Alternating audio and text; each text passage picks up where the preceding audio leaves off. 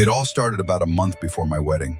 I, a 31-year-old man, was finally getting married to a woman I had been dating for over 4 years. She was wonderful, calm, balanced, exactly the kind of partner I needed after the chaos of my previous marriage. My younger brother, Sam, 28, agreed to be my best man. We had never been that close, but I wanted to give him a chance to be part of something important in my life.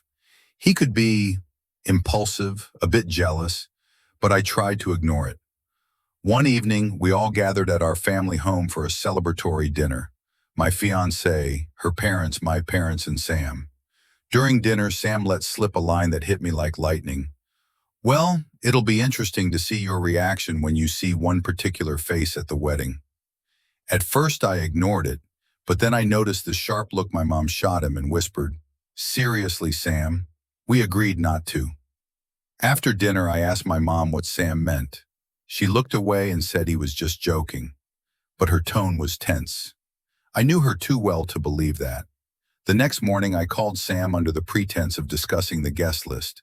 I hoped he'd mention the surprise, but he was calm and said nothing. Something gnawed at me. So I did something I'm not proud of. I looked over the guest list he was helping me manage, and there was one name I couldn't ignore: Anna. Anna was my ex-wife. We had divorced 3 years ago after I found out she had cheated on me. The worst part was that she had cheated with one of Sam's co-workers, and Sam knew about it but said nothing until I caught her myself. Since then, we hadn't spoken. I had cut her and her circle out of my life. So to see her name on the guest list for my wedding, without my permission, felt like a slap in the face. I called Sam again, this time with no pretense. "Did you invite Anna to my wedding?" I asked, trying to keep my voice calm. "Well, she hasn't been to a family event in a while. I thought it would be interesting, and she wants to apologize." I froze. My mind was a storm. He thought it would be interesting. Interesting to whom? Me, himself? Or was this all part of some plan? His tone was cold, almost smug. "You did this to humiliate me? You've always been the favorite son. Everything always goes your way, and I've always been your shadow. Well, now let's see how you handle a little discomfort on your big day." I couldn't believe this was real. He had actually done this. Out of revenge? But for what? I told him if he didn't remove her from the list and tell her not to come, he wouldn't be at the wedding at all. He tried to laugh it off, saying things like, "You're overreacting. She won't do anything to you. Be an adult." But I stood firm. A few days later, I received a message from Anna. "I really wanted to congratulate you in person. It's a shame you're still holding on to anger." That was the final straw. I officially told Sam he was no longer invited to the wedding. I couldn't believe that, on what was supposed to be the happiest day of my life, I was dealing with this. When I read Anna's message, "It's a shame you're still angry," I felt like something inside me snapped. She didn't understand that this wasn't about anger. It was about respect, about boundaries, about how some things should never return to your life without your consent. I blocked her number. Then I sent Sam one final message. "I'm not angry, I'm disappointed, and I no longer trust you." He never replied. No apology, no explanation, just silence. And it hurt more than I expected. I realized our relationship had never been truly honest. I had just ignored his envy and passive aggression because I wanted a normal family. My mother was devastated. She called me, begging me not to exclude Sam. She said he made a mistake, that he didn't realize how important it was to me. But how can you not realize that inviting your brother's cheating ex-wife is a problem? My father was silent, but I felt his quiet support. Some relatives hinted that I was overreacting because it's just a wedding, not a funeral. But those are the kinds of comments that destroy people's sense of boundaries. My fiancée said something very simple. "If you let him come, it'll be his day. If you don't, it'll be yours." Her words cleared the fog in my mind. This will be his day or yours. And for the first time I thought, how many moments in my life had I given up just to avoid conflict with my brother?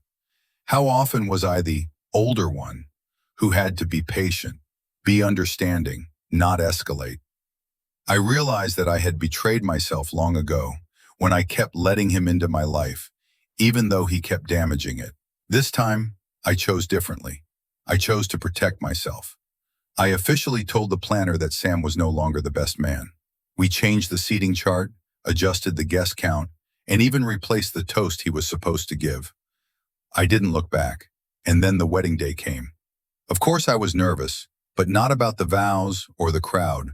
I was nervous about one thing. Would he show up? And he did. Uninvited, in a black suit with a stone-cold face. He walked right up to me before the ceremony, shrugged, and said, "I'm still your brother. You can't erase me." I looked him in the eye and said calmly, "No, but I can erase you from this moment. And I already have." Security gently escorted him out. He didn't resist. He just left. The wedding went perfectly. No drama, no tension, no shadow of my past. We danced, laughed, hugged friends, and for a few hours I genuinely felt free. But the next day came the echo. Some relatives messaged me saying, "You were too harsh. He's still your brother. You could have handled it better." Those comments hurt, not because I doubted my decision, but because it was easier for them to criticize my reaction than acknowledge my brother's betrayal. My mom stopped talking about Sam. She seemed resigned, though tired. I saw how much it hurt her to be stuck in the middle. But this time I wasn't going to back down, just because that's what you do. About a week after the wedding, I sat on the balcony alone with a glass of wine. And instead of joy, I felt silence, emptiness. I didn't want revenge. I didn't want to win. I just didn't want to lose myself anymore. Did I want Sam to apologize? Maybe. But more than that, I wanted him to realize he had crossed a line. Just once in his life, I wanted him to put someone else's feelings above his own ego. I realized that sometimes loving your family doesn't mean holding on at all costs. It means knowing when to let go when love turns into a weapon. My wife and I went on a honeymoon with no phones for a week, and only there, in new places and new experiences, did I feel relief. Like I had finally closed a door that needed to be shut long ago. Life without my brother was quieter, cleaner. For the first time in years, I didn't have to brace for betrayal. I didn't have to be the bigger person, the patient one, the understanding one. I was just me. A month after the wedding, Sam still hadn't reached out. No apology, no attempt to reconcile. I figured for him this wasn't about me. This was a game he lost, and now he was sulking. Honestly, I wasn't even angry.